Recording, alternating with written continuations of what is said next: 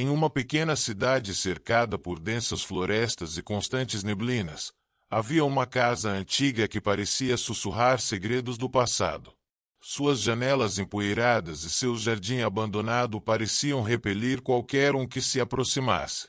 Era ali que Beatriz, uma menina de apenas 10 anos, vivia. Beatriz era uma menina tímida e sonhadora, sempre preferindo a companhia de seus livros e desenhos ao invés de interagir com outras crianças. Sua imaginação era tão viva que ela havia criado um amigo imaginário, Lúcio. Lúcio era diferente de qualquer amigo imaginário comum. Ele tinha a forma de uma sombra, com olhos brilhantes como pequenas estrelas e um sorriso enigmático que sempre fazia Beatriz rir. Ele era divertido, cheio de histórias e brincadeiras, e parecia compreender os sentimentos de Beatriz como ninguém mais. No entanto, havia algo intrigante em sua presença. Beatriz nunca questionava a existência de Lúcio. Para ela, ele era real. Certa noite, enquanto a chuva tamborilava no telhado, Beatriz decidiu explorar o sótão da casa. Entre caixas empoeiradas e móveis antigos, ela encontrou um pequeno diário, escondido sob uma pilha de trapos. O caderno, coberto de poeira, parecia intocado por décadas. Com curiosidade, Beatriz abriu o diário e começou a ler. Era a história de uma criança que havia desaparecido misteriosamente na floresta muitos anos atrás. As últimas páginas mencionavam um amigo imaginário que se tornará algo mais, algo obscuro. Intrigada e com um leve arrepio percorrendo sua espinha, Beatriz decidiu mostrar o diário a Lúcio. Ela leu algumas passagens em voz alta, mas, ao fazer isso, a atmosfera do sótão pareceu mudar. O ar ficou mais pesado, e a luz da pequena lâmpada oscilou. Lúcio, que normalmente respondia com brincadeiras, permaneceu em silêncio, seus olhos brilhantes parecendo mais intensos. Beatriz não conseguia entender o motivo, mas sentiu um frio estranho atravessar seu corpo. Nos dias que se seguiram, Lúcio começou a agir de maneira diferente. Ele parecia mais possessivo, incentivando Beatriz a se afastar de outras crianças e a passar mais tempo na floresta. Apesar de hesitar, Beatriz começou a seguir suas sugestões. As árvores densas e altas criavam sombras que pareciam dançar ao redor dela, e Beatriz tinha a sensação de que algo a observava. Quando comentava isso com Lúcio, ele apenas sorria e dizia que não havia com o que se preocupar. As noites se tornaram mais difíceis para Beatriz. Ela começou a ter pesadelos recorrentes, visões de sombras que se aproximavam, sussurros que a chamavam pelo nome, e a sensação de estar presa em um labirinto escuro. Lúcio, por outro lado, parecia mais animado do que nunca, mas havia algo de ameaçador em sua alegria.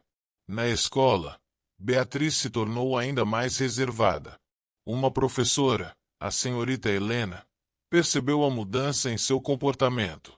Helena era uma mulher gentil e atenta, que sempre buscava ajudar os alunos a superarem seus desafios.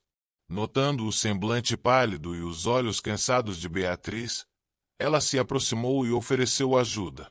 A princípio, Beatriz relutou, mas algo na voz tranquilizadora de Helena a encorajou a contar sobre o diário e sobre Lúcio. Helena ficou intrigada com a história e decidiu investigar mais sobre a criança desaparecida mencionada no diário. Ao longo de sua pesquisa, descobriu relatos antigos sobre a floresta e como algumas pessoas acreditavam que ela era habitada por algo sobrenatural, uma entidade que se alimentava do medo e da solidão das crianças.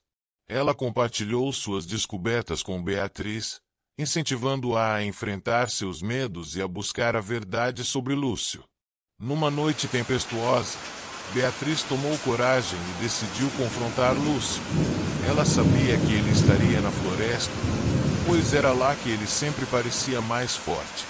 Com o coração acelerado, Beatriz caminhou entre as árvores, chamando por Lúcio. A sombra apareceu, seus olhos brilhando mais intensamente do que nunca. — Por que você está aqui, Beatriz? Pensei que confiasse em mim, disse Lúcio, com a voz doce e perigosa ao mesmo tempo.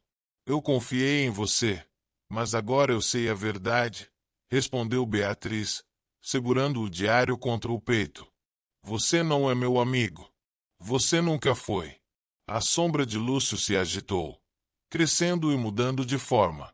Ele deixou de ser uma figura amigável e revelou sua verdadeira natureza, uma entidade sombria, com garras e um sorriso que agora parecia mais ameaçador do que reconfortante.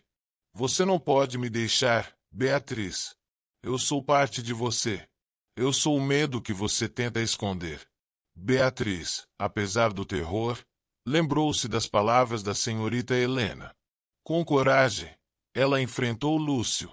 Talvez eu tenha criado você quando me sentia sozinha, mas eu não preciso mais de você. Eu não tenho medo de estar sozinha, e não vou deixar você me controlar. As palavras de Beatriz pareciam enfraquecer a sombra. Lúcio gritou, um som agudo que ecoou pela floresta.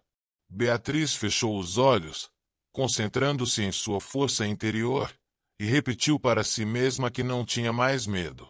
Quando abriu os olhos novamente, Lúcio havia desaparecido, deixando apenas um silêncio tranquilo na floresta.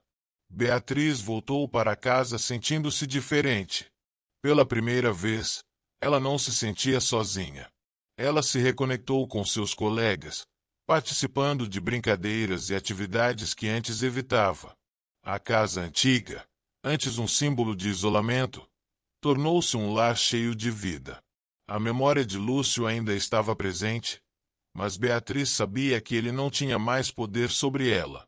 Em uma manhã ensolarada, Beatriz observava seus amigos brincando no jardim. Ela sorriu, sentindo-se mais forte e pronta para o que o futuro trouxesse. A floresta agora parecia apenas uma floresta, e a casa antiga, um lugar onde novos começos eram possíveis. Beatriz havia enfrentado suas sombras, e agora estava livre para viver sob a luz.